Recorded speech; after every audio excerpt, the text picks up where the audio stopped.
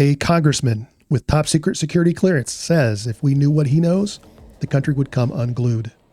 Not alarmed, unglued. A 25-year CIA veteran calls the truth indigestible. The human mind cannot process it. And here's the part that should terrify you. They're both fine. Every official who's been briefed is functioning normally. But they're all warning us we won't be. I went looking for a historical comparison, a moment where an information this catastrophic hits civilization. And what I found is the scariest part of this entire story.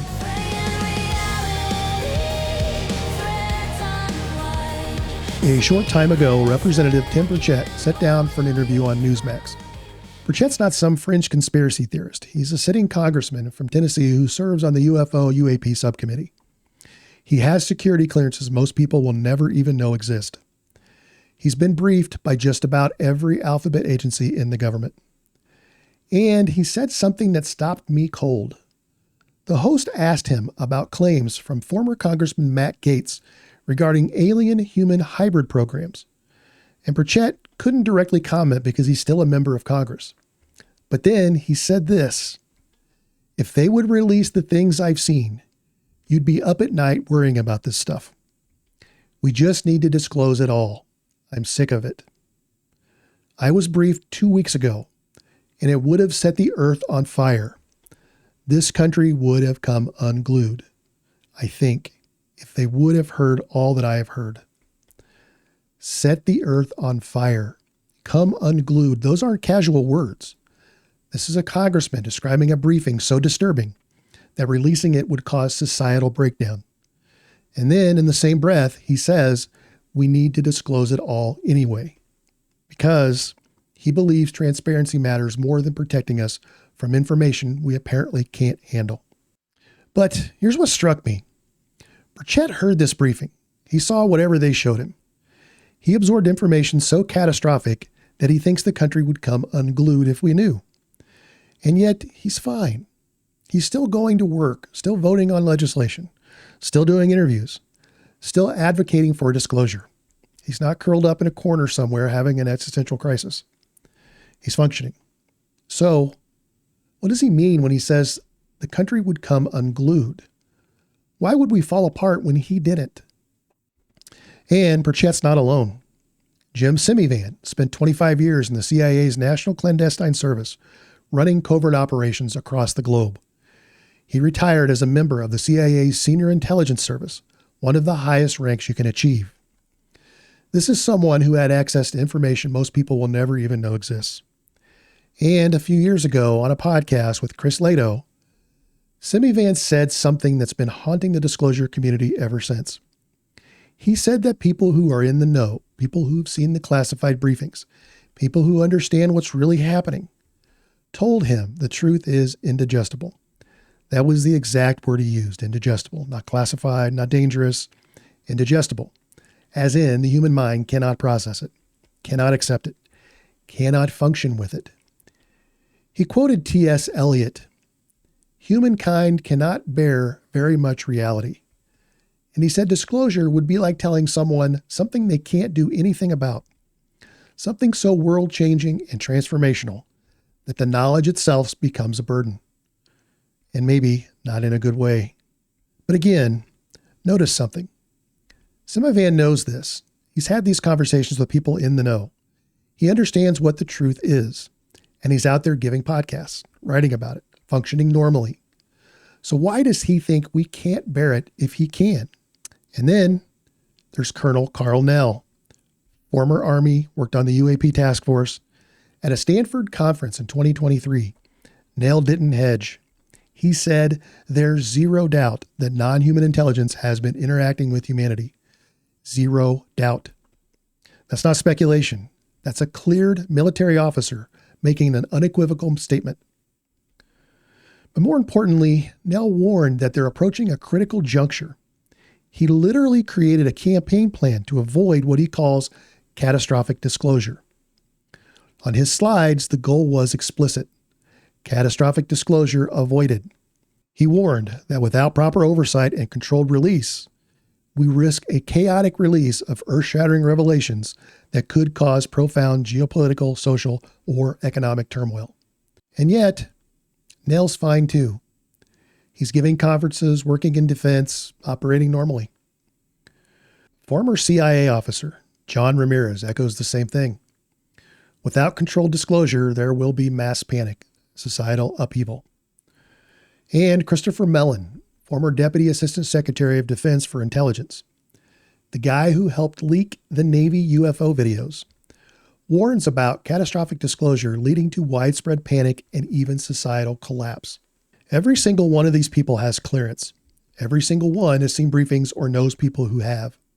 Every single one is warning us about collective breakdown, mass panics, societal collapse, the country coming unglued. And every single one of them is personally fine. They're functioning, working, advocating, living normal lives. So what do they know that we don't? Why would disclosure cause us to come unglued when they're holding it together just fine? Here's the pattern. A person, you and I, will be just fine. People will freak the F out. Individual adaptation versus mass psychological response. It's not the same thing. And that distinction might be the key to understanding why presidents keep promising disclosure and then go silent. Because here's what happened. On February 19, 2026, President Donald Trump did something no president has ever done. He went on True Social and announced that he's directing the Secretary of War and other relevant departments to begin the process of identifying and releasing government files related to alien and extraterrestrial life, unidentified aerial phenomenon, and UFOs. No president has ever made that announcement publicly. Not Eisenhower, not Kennedy, not Reagan, not Clinton, not Obama. Trump tweeted it to the world. The White House registered the domain aliens.gov. Defense Secretary Pete Hegseth confirmed they're working on it right now. We're going to be in full compliance with that executive order. Laura Trump said the president has a speech on extraterrestrial life locked and loaded. This is happening. This time is different. Or is it? Because there's a reason disclosure keeps stalling. And it's not bureaucracy. It's not classification levels. It's not national security concerns in the traditional sense. The reason is what Semivan said. The truth might genuinely be indigestible. Not for individuals, but for civilization. So I went looking for a comparison. A moment in human history when a revelation this big caused a response this catastrophic. Something that would help me understand what unglued looks like on a societal scale. What I found tells you everything you need to know. So let me start with the obvious candidates. The fall of Rome, the Bronze Age collapse, the Black Death. These are moments when entire civilizations crumbled, when the world as people knew it ended. Surely one of these compares to disclosure, right? So let's look at the Bronze Age collapse. Around 1200 BC, multiple advanced civilizations across the Mediterranean and Near East collapsed almost simultaneously. The Hittites, the Mycenaeans, the Egyptian New Kingdom, all gone within a few decades. Catastrophic, right? But here's the thing. It took decades.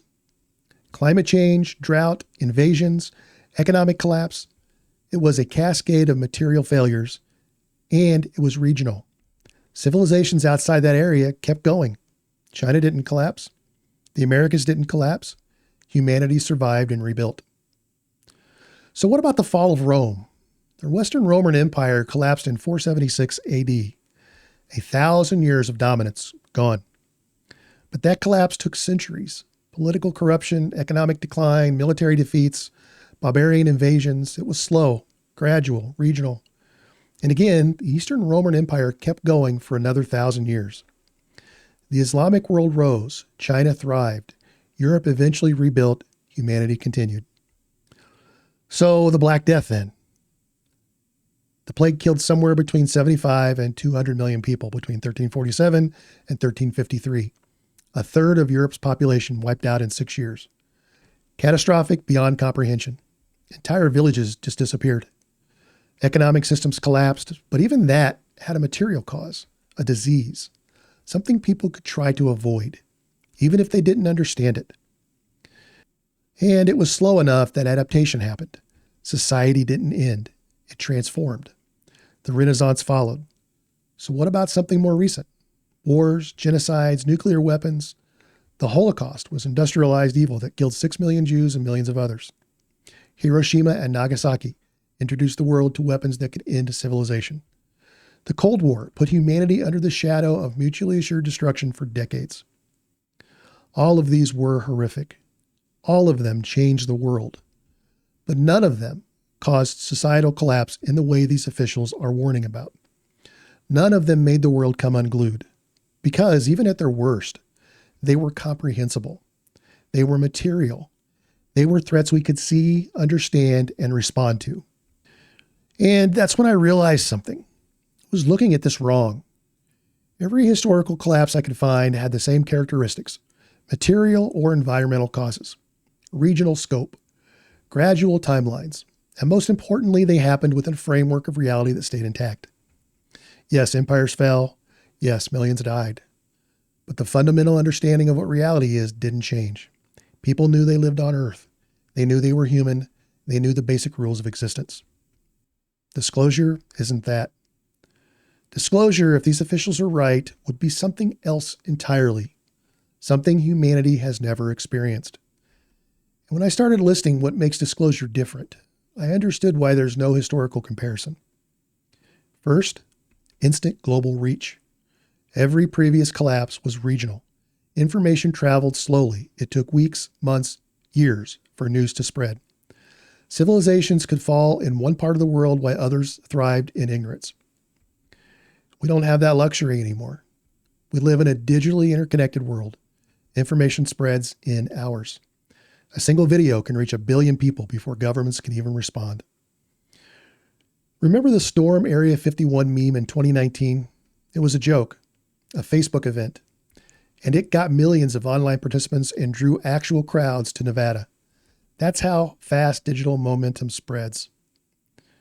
Now imagine that momentum behind real disclosure, actual proof of non-human intelligence. The psychological impact wouldn't be contained. It would be instant, global, overwhelming.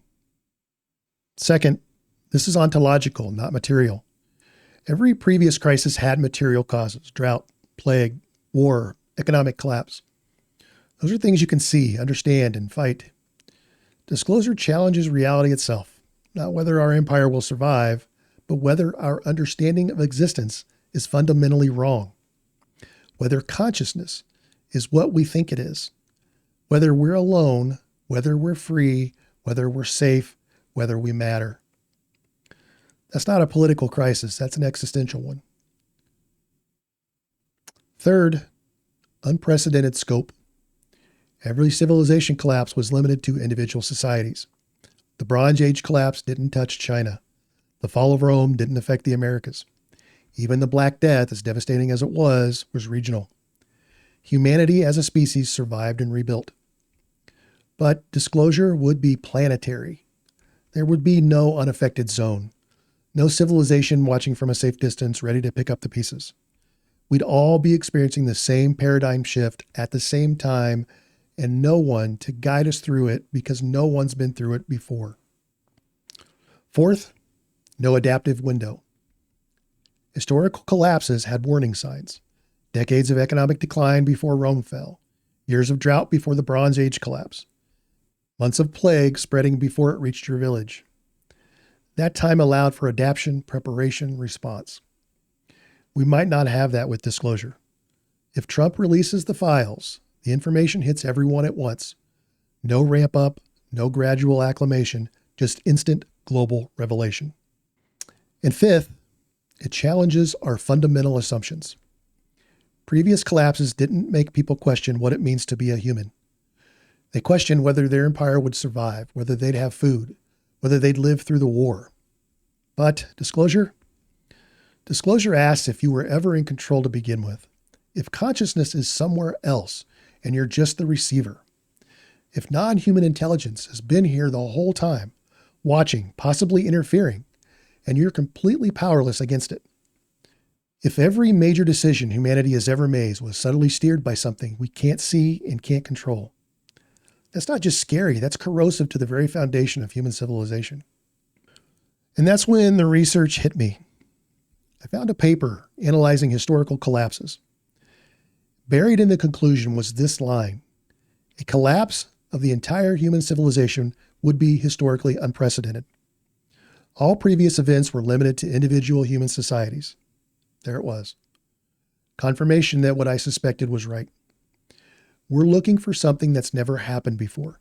And the absence of a historical comparison isn't because I'm not looking hard enough. It's because what these cleared officials know is genuinely unprecedented. Think about what Semivan said. The truth is indigestible. The human mind cannot process it. Think about what Burchett said. The country would come unglued. Think about Colonel Nell warning about catastrophic disclosure. Think about the 2004 CIA think tank decision, when the CIA, Defense Intelligence Agency, and Pentagon all agreed that UAP information should not be declassified because the societal risks were too great. These aren't random warnings.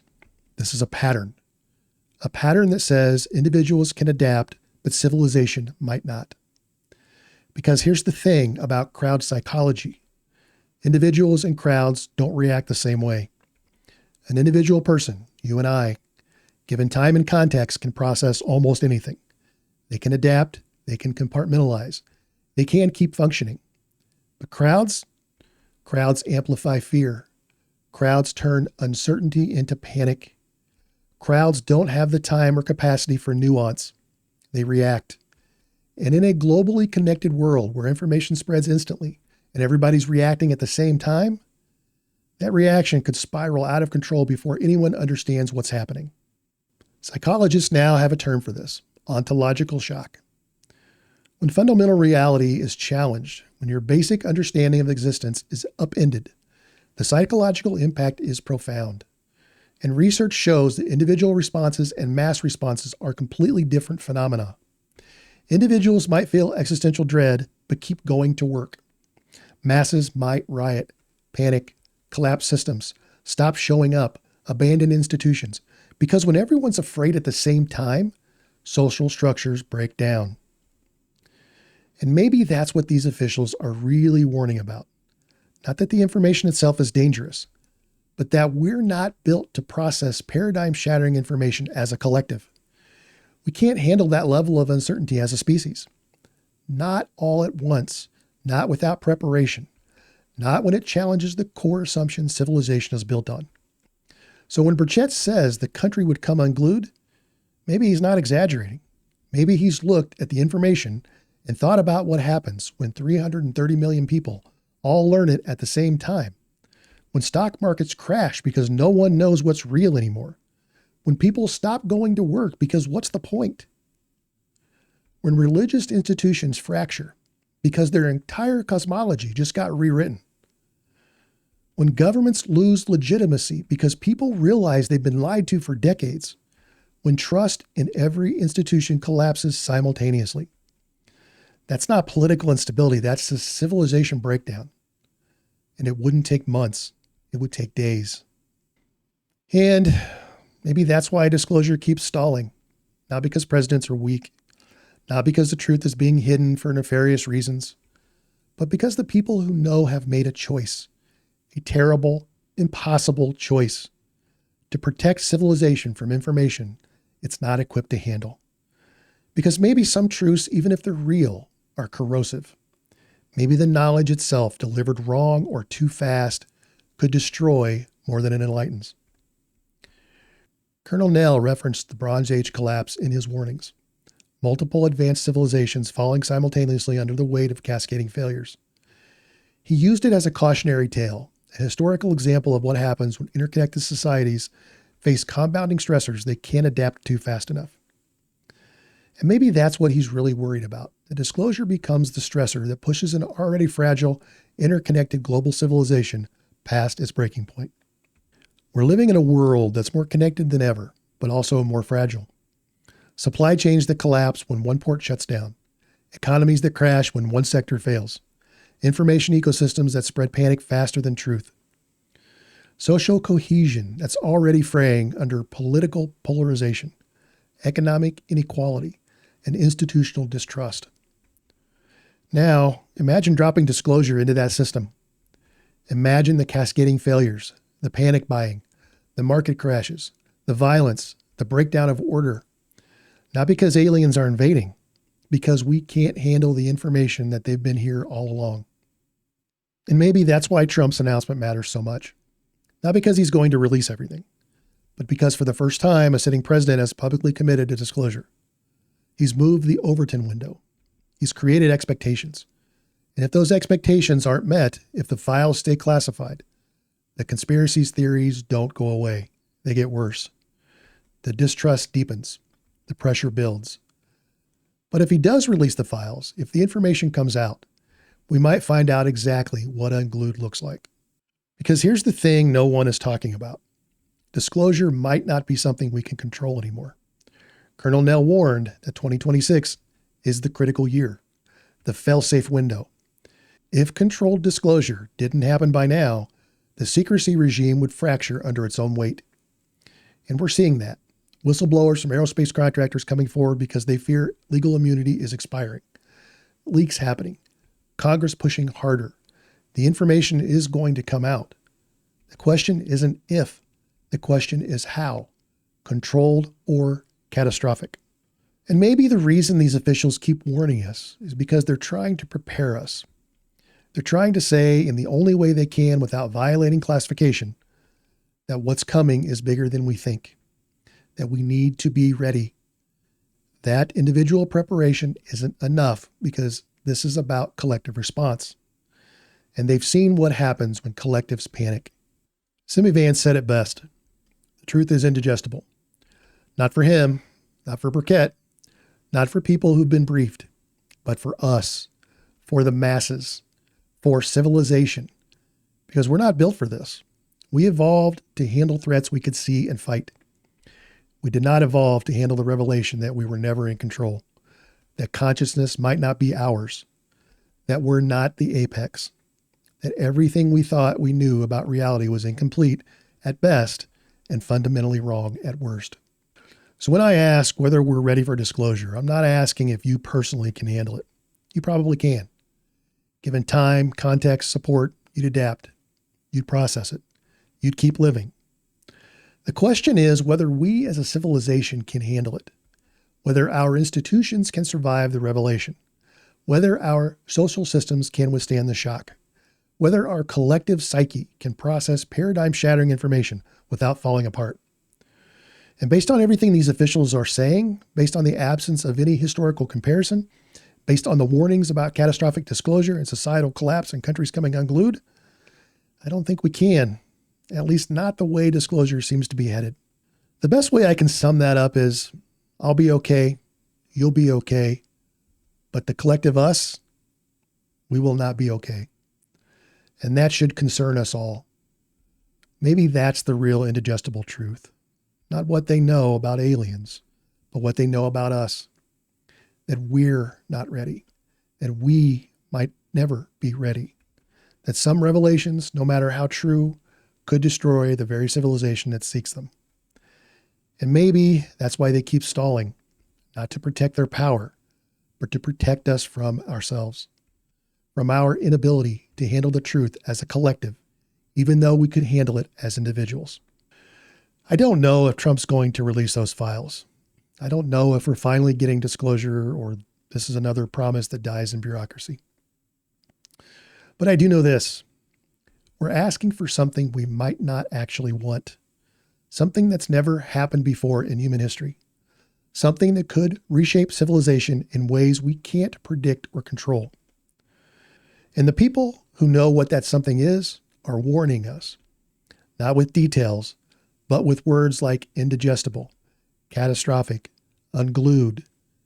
Maybe we should listen, not because they're trying to scare us, but because they're trying to prepare us for the moment when humanity learns that we were never alone, never in control, never understood the reality the way we thought we did.